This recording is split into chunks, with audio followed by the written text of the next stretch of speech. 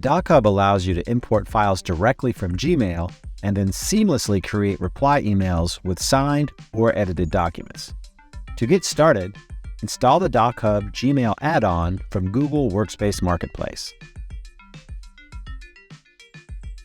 Then, open any Gmail email with the document attached and select the DocHub add-on from the sidebar, and click the document to open it.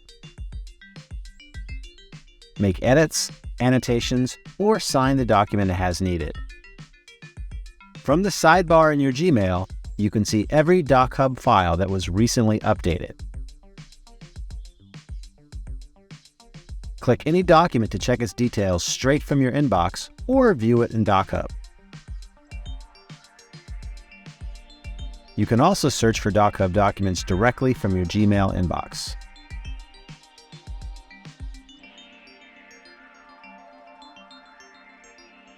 Once you have imported a Gmail attachment and edited it in DocHub, you can reattach it to a draft reply email in the original thread or to a new standalone draft. From the open document, click the Gmail button in the top right corner.